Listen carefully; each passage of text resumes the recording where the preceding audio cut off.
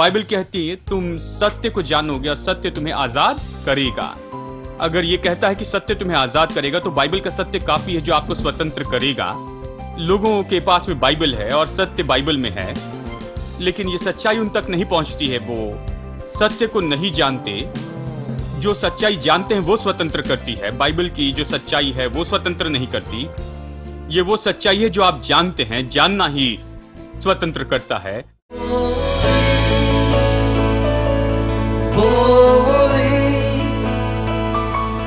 Are you Lord God Almighty?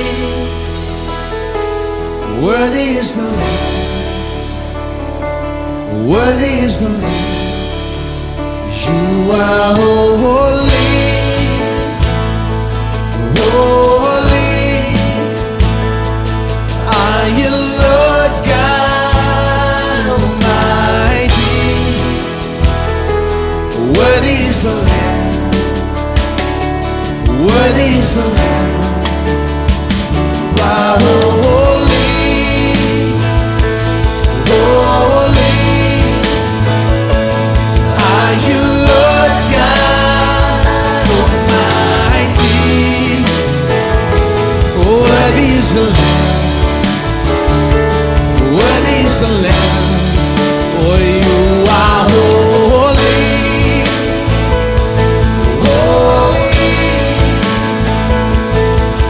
You Lord God Almighty,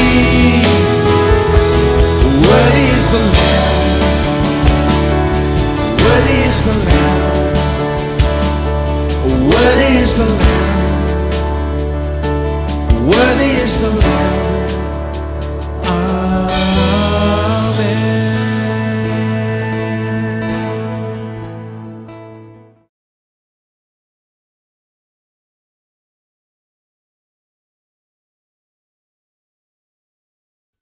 यिर्मयाह 31 वचन 31 से आगे। फिर यहोवा की ये भी वाणी है, सुन ऐसे दिन आने वाले हैं जब मैं इसराइल और यहूदा के घराने से नई वाचा बांधूंगा। वो उस वाचा के समान न होगी जो मैंने उनके पुरखाओं के समय बांधी थी, जब मैं उनका हाथ पकड़कर उन्हें मिस्र देश से निकाल लाया। क्योंकि यद्यपि मैं उनका पति था तो भी उन्होंने मेरी ये वाचा तोड़ डाली।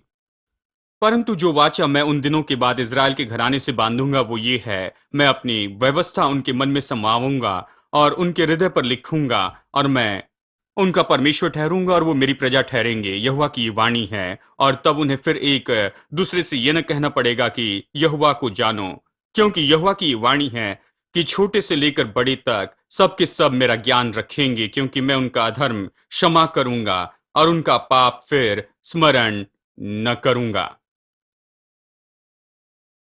कुछ हफ्तों से हम नई वाचा के विषय पर अध्ययन करते आ रहे हैं, क्योंकि ये वाचा है जो लहू के साथ में बांधी गई है। ये लहू की वाचा है।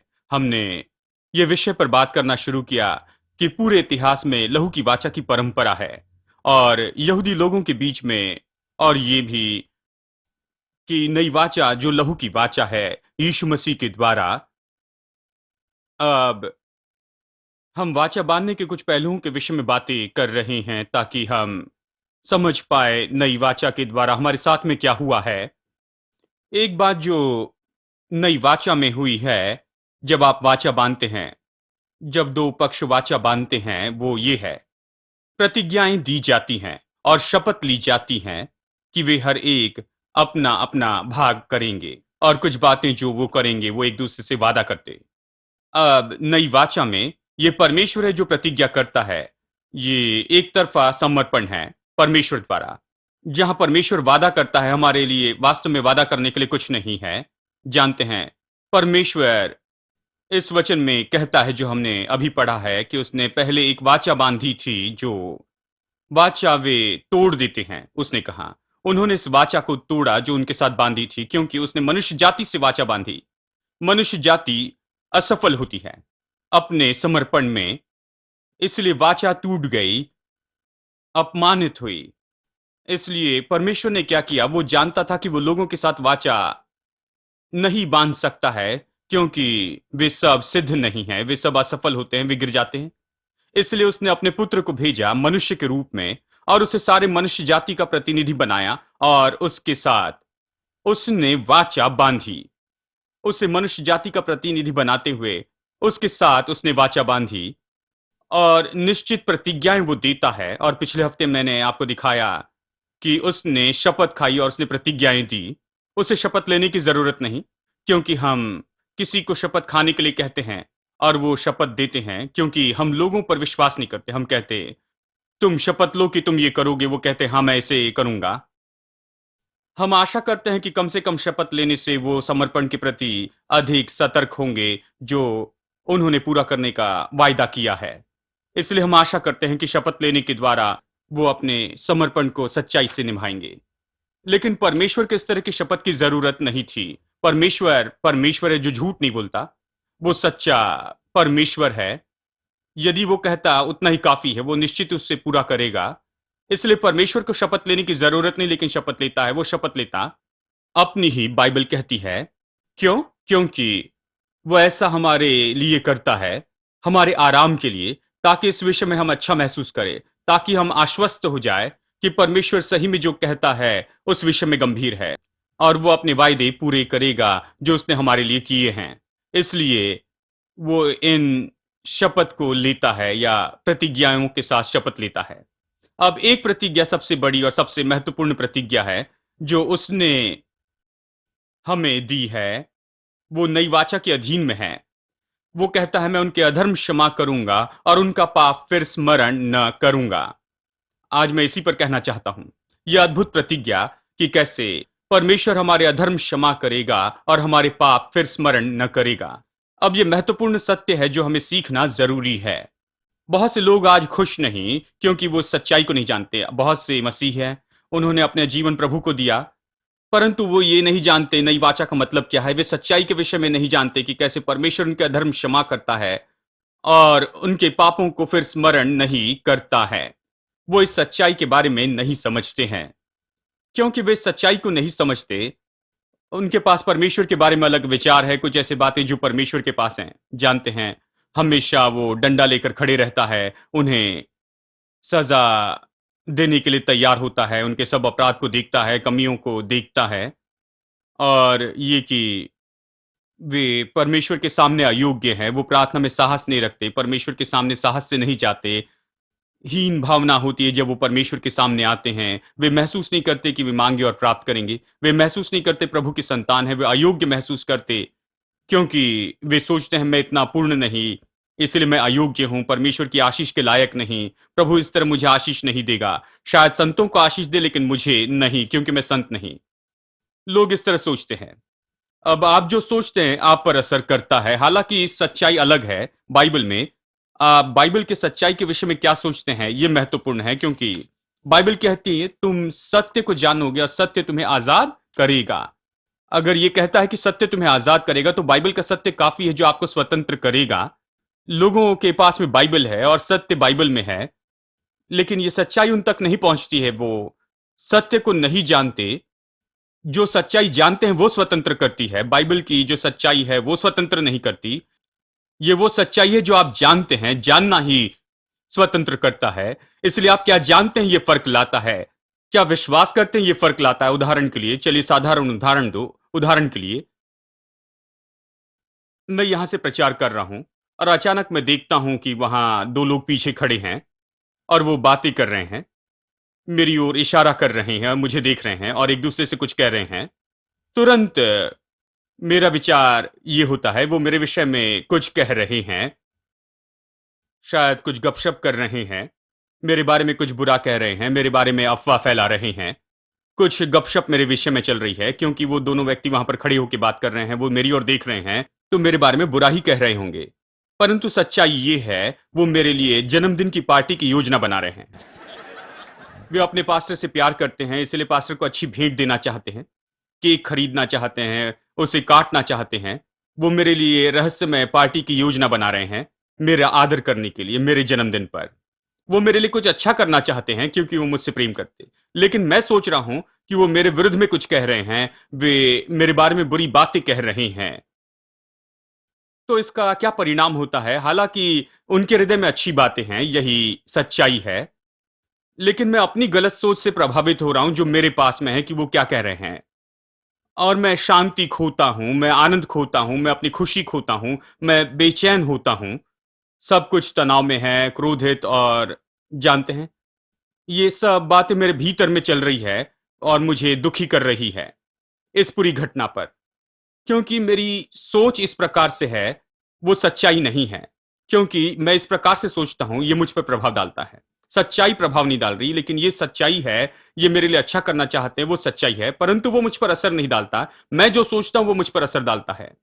हमारे मामले में, हर एक के मामले में यही बात है। ये सच्चाई नहीं जो प्रभाव डालती, जो सच्चाई के विषय में आप सोचते हैं, अगर आप सच्चाई से मिलता हुआ सोचते हैं तो वो आप पर प्रभाव डालेगा। परंतु यदि आप सच्चाई के विरुद्ध में सोचते जाएंगे, यदि आप अपने मन में सच्चाई के बारे में परेशान हैं, यदि आप सच्चाई नहीं जानते, फिर यदि आपके पास गलत विचार है, तो बाइबल जो कहती है उस विषय में, तो यह आप पर प्रभाव डालेगा। हालांकि आप मसीह होंगे या परमेश्वर के संतान, वह आप पर प्रभाव डालेगा, यह आपके जीवन की योग्यता पर प्रभाव डालती जाएगा। तो जो आप सोचते हैं वो महत्वपूर्ण है। अब आज आप जानते हैं, ये सच्चाई महत्वपूर्ण है क्योंकि हमारे सोचने का तरीका ये बदलेगा, मैं आशा करता हूं। हम में से कुछ लोगों को इसकी जरूरत है। ये हमारे सोचने के तरीके को बदलना चाहिए, तब हम बहुत आनंदित होंगे और बहुत अधिक शांति में होंगे, और सही में खुशी और प्रसन्नता का आनंद उठाएंगे, और सही में हम प्राप्त करने लगेंगे जो वहां मसीह में आपके लिए है, नई वाचा के द्वारा। ठीक है, इसलिए परमेश्वर कहता है एक बड़ी बात जो होनी चाहिए, एक प्राथमिक बात नई वाचा में होने पर है, वो ये है कि वो हमारे अधर्म को क्षमा करेगा और हमारे पापों को स्मरण न करेगा। पाप क्षमा किए जाएंगे, वो फिर स्मरण नहीं किए जाएंगे। वे चर्च में स्मरण किए जाएंगे कुछ प्रचारकों के द्वारा, परंतु परमेश्वर कहता है वे मेरे द्वारा फिर स्मरण नहीं किए जाएंगे, मैं उन्हें फिर स्मरण नहीं करूंगा। वैसे तो बहुत से लोग आपकी चारों ओर आएंगे और कोशिश करेंगे कि आपको ये स्मरण दिलाए, परंतु याद रखिए परमेश्वर इन्हें स्मरण नहीं करता। इसलिए आप उनसे कहिए परमेश्वर से स्मरण नहीं करता, इसलिए मैं स्मरण नहीं करना चाहता। इस विषय में मत कहो, यदि आप आए हैं तो कुछ और बात करो, मेरे पापों के विषय में नहीं। क्योंकि मेरे पाप यीशु मसीह के लहू के द्वारा ढाके गए हैं, वे शुद्ध हो गए हैं, दूर कर दिए गए हैं, और परमेश्वर उन्हें फिर स्मरण नहीं करता है। ठीक है, अब मेरे साथ में आप देखिए यशायाह, यशायाह अध्याय 54। ये यहां और भी दृढ़ता से कहता है, इसलिए यशायाह 54 में देखिए, एक बुनियादी रूप में वही बात है। ये अधिक मजबूती से कहता है, यशायाह 54 वचन 9 और 10। ये मेरी दृष्टि में नूह के समय के जल प्रलय के समान है, क्योंकि जैसे मैंने शपथ खाई थी कि नूह के समय के जल प्रलय से पृथ्वी फिर न डूबेगी, वैसे ही मैंने ये भी शपथ खाई कि मैं फिर कभी तुम पर क्रोध न करूंगा, न तुमको धमकी दूंगा। परमेश्वर कहता है ये मेरे लिए नूह के जल प्रलय के समान है, क्योंकि मैंने शपथ खाई है। जल प्रलय होने के बाद परमेश्वर ने शपथ खाई कि नूह का जल प्रलय फिर पृथ्वी का नाश नहीं करेगा। भूमि फिर से पानी के द्वारा नाश नहीं की जाएगी, जैसे नूह के दिनों में हुआ था। वैसे ही मैंने भी शपथ खाई है, परमेश्वर कहता है, कि फिर कभी तुम पर क्रोध न करूंगा और न तुझको धमकी दूंगा। कल्पना कीजिए, प्रभु कहता है मैं तुम पर क्रोधित न होऊंगा और न तुमको धमकी दूंगा। वचन 10 बाद में पढ़ेंगे, एक समय एक ही वचन को हम पढ़ेंगे। अब परमेश्वर कहता है कि वो कभी क्रोध न करेगा या आपको धमकी न देगा। अब यदि हम इस प्रकाशन को लेते हैं, ये सही में आपको बदलेगा। कल्पना कीजिए अगर आपका छोटा बेटा है और आप अपने बेटे को गोद में लेते हैं और आप उससे कहते हैं, सुनो, मैं तुम्हारा पापा हूं और मैं तुमसे कहता हूं कि मैं तुम पर कभी क्रोध न करूंगा। मैं तुमसे वादा करता हूं और मैं शपथ खाता हूं कि मैं तुम पर कभी क्रोध न करूंगा किसी भी कारण से।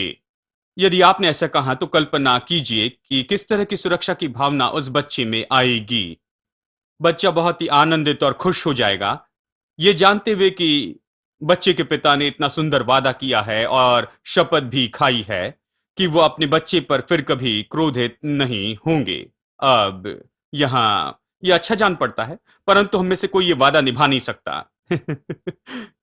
क्योंकि चलिए कहिए बच्चे पे दोष लगाएं, क्योंकि कई बार वे खुद के विषय में इतनी गड़बड़ी करते हैं, वो हमें क्रोध के लिए भड़काते हैं, और इस तरह से आप आनंद महसूस करेंगे। ये आपकी समस्या नहीं है। मेरा मतलब है वो आपको क्रोध दिलाते हैं और यही सच्चाई है। इसलिए हम कभी ऐसे वादे नहीं करते हैं, ना शपथ लेते हैं। हम अपने बच्चों से प्रेम करते, उनके लिए अच्छा करना चाहते। हम नहीं चाहते हैं कि उन पर क्रोधित होते चले जाएँ। हम वास्तव में नहीं करना चाहते, परंतु सच्चाई ये है कि कई बार हम उन पर क्रोध करते हैं कुछ परिस्थितियों के कारण और इसीलिए हम में से कोई ऐसी शपथ लेना नहीं चाहता है। परंतु परमेश्वर जो कभी झूठ नहीं बोलता, परमेश्वर जो कर सकता है वही वो कहता है। हमारे स्वर्गीय पिता ने शपथ खाई है, वो कहता है मैं तुम पर कभी भी क्रोधित न होऊंगा। जरा आप कल्पना कीजिए, उसने ये अद्भुत प्रतिज्ञा दी है, परमेश्वर ने शपथ खाई है। कोई साधारण प्रतिज्ञा नहीं, ये ऐसी है जहां परमेश्वर ने शपथ खाकर ये वायदा किया है। वो कहता है मैं तुम पर कभी क्रोधित न होऊंगा और मैं तुमको कभी न धमकाऊंगा, कभी भी। और हमारा परमेश्वर अच्छा परमेश्वर है, वो जो कहता है उसे करने के योग्य है। इस संसार में कोई भी पिता उससे बढ़कर प्रतिज्ञा नहीं कर सकता। हमारा पिता परमेश्वर हमसे वादा करता है, मैं तुम पर कभी क्रोधित नहीं होऊंगा, मैं तुम्हें कभी नहीं धमकाऊंगा। कितने लोग ये विश्वास करते हैं? अब आप सच में इसे समझ पाएंगे। मैं आशा करता हूं ये संदेश खत्म होने तक आप इस प्रतिज्ञा को समझेंगे, आप स्वतंत्र हो जाएंगे, आप बदल जाएंगे। मैं तुम्हें कभी धमकाऊंगा नहीं और मैं तुम पर क्रोधित नहीं होऊंगा, परमेश्वर कहता है। बहुत से लोगों को इस बात में समस्या है। वो कहते हैं ये अच्छा है, मैं जानता हूं भाई, यशायाह 54 में देख सकता हूं, वचन 9 और 10 में मैं इस पर विश्वास करता हूं। परंतु बात यह है, वहां पर और भी दूसरे वचन हैं, वो हमेशा मुझ पर दोष लगाते हैं। मैं अच्छे वचन चुन लेता हूं और हमेशा अच्छे वचन पर प्रचार करता हूं। मैं हमेशा उनसे कहता हूं आपने पहले बुरे वचन चुन लिए हैं, जो बचा हुआ है उसे ही मैं लेता हूं। इसलिए ऐसे लोग हमेशा मुझ पर उंगली उठाते हैं, कहते हैं आपने बेहतरीन वचनों को बाइबल से लिया है और आप उनमें से प्रचार करते हैं, परंतु दूसरे वचनों के बारे में क्या? मैं कहता हूं कौन सा वचन? एक भाई ने कहा इफिसियों अध्याय 2 वचन 3 कहता है कि हम सब क्रोध की संतान थे, परमेश्वर के क्रोध के अधीन है। इसलिए कुछ कलीसियाओं में इस प्रकार का प्रचार चलता है। रविवार के दिन मसीह लोग आते हैं, उन्हें बताया जाता है कि वे सब परमेश्वर के क्रोध के अधीन हैं। एक सुबह एक बहन ने मुझसे कहा, वो आ रही थी और हमारे एक पास्टर से उसने कहा मैं खुश हूं कि आज मैं यहां पर आई क्योंकि पास्टर ने इस विषय में प्रचार किया। एक भाई है जिन्हें मैं जानती हूं, वो हमेशा हमारे घर में आते कहते हैं मुझे ये वो करना है और प्रभु का क्रोध मुझ पर भड़का है। प्रभु अपनी आग मुझ पर बरसाएगा और मुझे भस्म कर देगा। और इसी दौरान मेरे दिल में दर्द उठने लगा है, कुछ तकलीफें हो रही हैं और ये सब। मैं बहुत डर गई थी, शायद ये व्यक्ति सच कह रहे हैं, क्योंकि जब भी वो कहते हैं यहोवा यूं कहता है।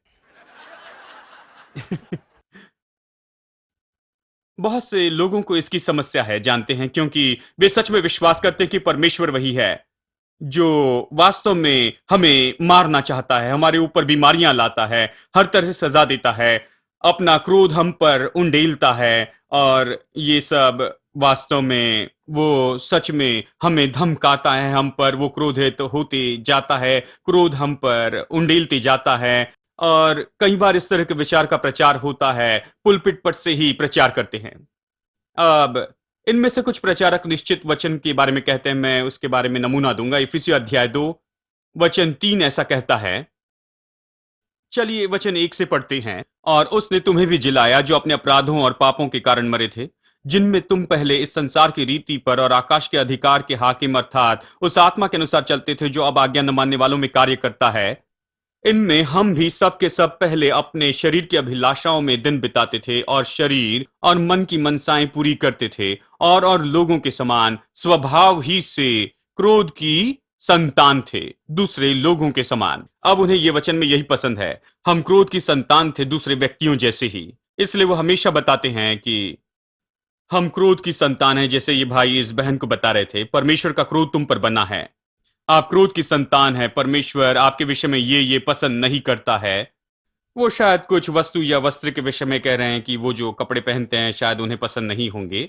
मुझे पता नहीं वो उस बहन से इस बारे में क्यों बात करते हैं। यदि मैं वहां होता या उनकी जगह होता तो सीधा उनके मुंह पर कह देता। मैं नहीं जानता कि कैसे वो जाकर किसी की पत्नी से कह सकते हैं कि आपको ऐसे कपड़े पहनने चाहिए, ऐसे नहीं पहनने चाहिए और ये सब। मैं कहता जाकर अपनी पत्नी को बताओ, मेरी पत्नी को नहीं। लेकिन कुछ भी हो, ये बहन जानते हैं बेचारी बहन ये उस पर विश्वास करती और पूरी तरह उस पर निर्भर हो गई थी। वो सोचती थी शायद वही सही है और परमेश्वर का क्रोध उन पर भड़का है और वो ऐसे वचनों का उपयोग करते हैं, हम क्रोध की संतान हैं, परमेश्वर का क्रोध बना है, बाइबल के वचन हैं। वो बहुत से वचन का संदर्भ बताते हैं इन बातों के बारे में। देखिए, कोरा सत्य ये है कि परमेश्वर अभी आप पर क्रोधित नहीं है, वो आपको नहीं धमकाएगा। यही कोरा सत्य है, सच्चाई यही है। कोई मायने नहीं कि कौन क्या कहता है, परमेश्वर आप पर क्रोधित नहीं है, परमेश्वर आपको धमकाएगा नहीं। ये कोरा सत्य है। जब बाइबल कोरे सत्य के बारे में बताती है तो निश्चित रूप में इस प्रकार से कि मैं शपथ लेकर तुमसे ये कहता हूं और मैं तुम पर कभी क्रोधित नहीं होऊंगा, ये इतना ही काफी है। यदि आप बाइबल में कुछ और पढ़ते हैं जो इस स्पष्ट वाक्य के कहने से विपरीत जान पड़ता है, यदि आप कुछ अस्पष्ट वाक्य पढ़ते हैं जो विपरीत जान पड़ता है, जो ये स्पष्ट कथन कहता है उससे, तब आपने अवश्य उस अस्पष्ट वाक्य को अधिक देखना चाहिए, क्योंकि आप अवश्य उस वाक्य का सही अनुवाद करना चाहेंगे। यही समस्या है, जिस तरह लोग समझते हैं, जिस तरह आप इसे देखते हैं, यही इसे समझने की कोशिश करते हैं। आप समझेंगे कि परमेश्वर के संतान के विषय में ये नहीं कह रहा है।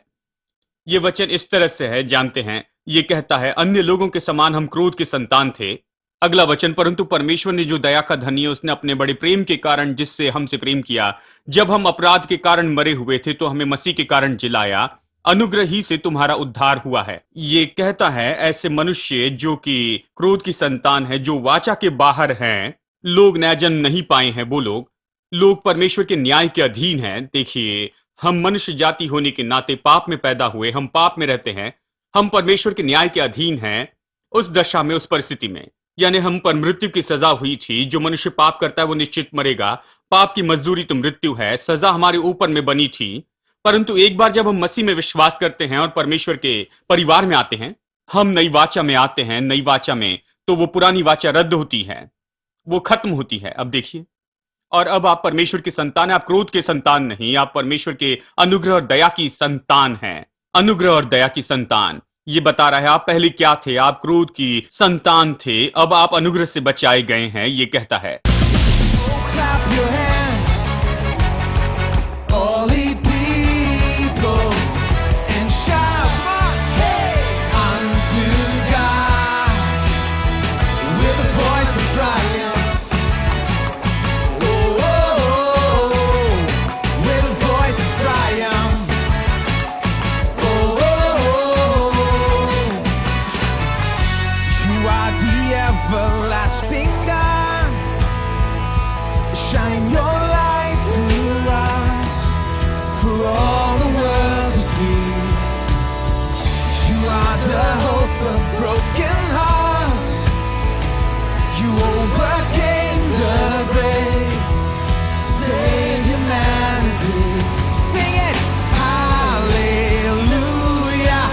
Jesus is alive. Oh, clap your hands, all ye people, and shout, hey, unto God. Oh, clap your hands, all ye people, and shout, hey, unto God, with a voice of triumph. Oh, oh, oh, with a voice of triumph. Oh, you are the everlasting God. Shine your light through us for all the world to see. You are the hope